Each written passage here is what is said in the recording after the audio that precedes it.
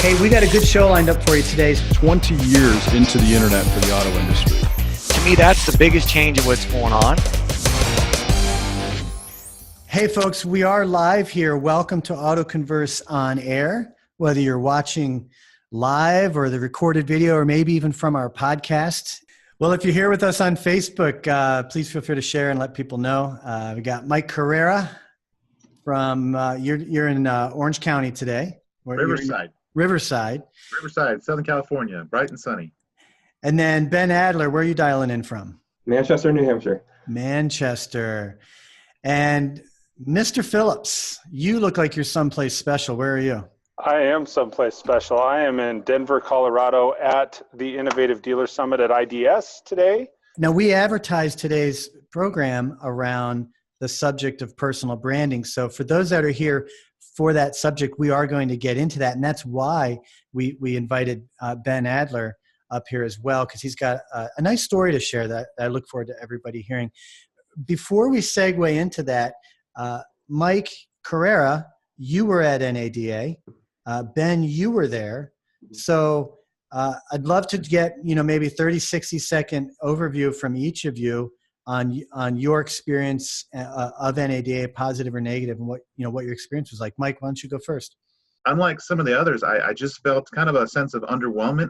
I wasn't really bowled over by anything really new. I didn't see a lot of information that was kind of furthering the efforts. My focus was more on social and reputation management, trying to see what some of the big names are doing and try to get a feel for any new trends that are emerging. But the only thing other than an increasing introduction of artificial intelligence, which I'm not a public fan of. I'm a little hesitant to jump on board with that. But it seems like more and more there's a lot of companies charging a lot to dealers and not giving them really what I feel is a good value content. The idea of promoting the same thing for multiple stores and not getting custom creation content, not individualizing the store. If back in the day when I was first in the car business, when our marketing guy came around selling us full page ads in the paper, if he told me I'm going to give you the same ad as I'm giving ABC Motors across town, that wouldn't help me, that wouldn't distinguish me, set me apart in the market, and there's no reason that it should be any different now online. So I kind of left with a little sense of meh, but I know some other folks have seen some great things, and I just wasn't able to hit all the booths and catch everything that I could see in the one day. For Ben, that was your first NADA. So you have nothing to compare and contrast that to. I can tell you that I think in the past 16 years, I think I've missed 3 NADA events. So Mike, when you say things like, I didn't see anything new or mind-blowing, when you're at these events, Mike Phillips is at IDS, we go to Driving Sales, Digital Dealer, you're always seeing things as they come out, and it's harder to find that breakthrough stuff. But Ben, share your experience being a first-timer there. What was that like? It was a lot of fun. I had a lot of fun in Vegas. I got to meet a lot of people in person that I've only previously met online. Like we were saying before, like I was talking to Steve Stoney and he's like, we've met before, right? I'm like, nope, it's our first time. But Ben, you have a great story. You were not in automotive. You decided you wanted to build software, and you were in position to pursue, an entrepreneurial gig, and you did it the smart way, which was you talked to people, you networked, and you listened. And where did that lead you?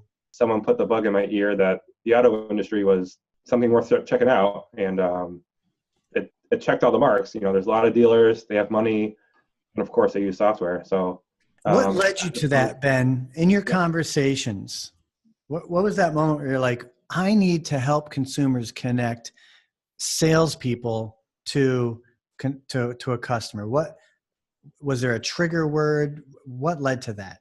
It's been evolving. Like, I don't know if there was one single point where I went, do you still feel like you're headed down the right path? This is a viable solution that consumers need and dealers want to get behind. Mike P, what do you? I see you want to. Here's one of the cool things, because Ben and I haven't met in person.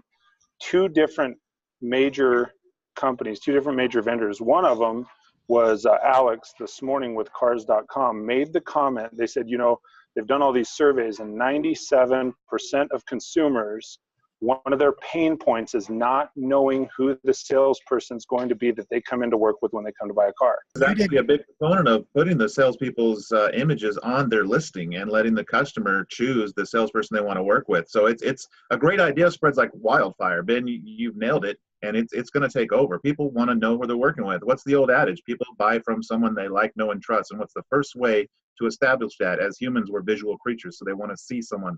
They see something, they resonate. I like this guy, I like that girl, I like the way they look. That engages a conversation. They decide that this person is someone I can do business with, and then it's easy from there. I'd like to bring in a comment from one of our audience, Bruce Hartz, and thanks for joining us, Bruce. It's great to see you up here. He says it sounds risky due to the extremely high turnover rate of your salespeople. Mike Correra, what are your thoughts on that? I have the same answer as I've had for the last 10 years. Churn rate is very important in the car business, and one of the ways to minimize it is create a culture the salespeople want to be at. Don't let them look over the fence and think the grass is greener on the other side. Build your audience with your salespeople so that they don't think about leaving. Every morning when they get up in the morning, they can't wait to get to work because they love being there. They love being a part of something fun and engaging and positive, and they're able to make a good living. Make it a place they don't want to leave, then you don't have to worry about churn.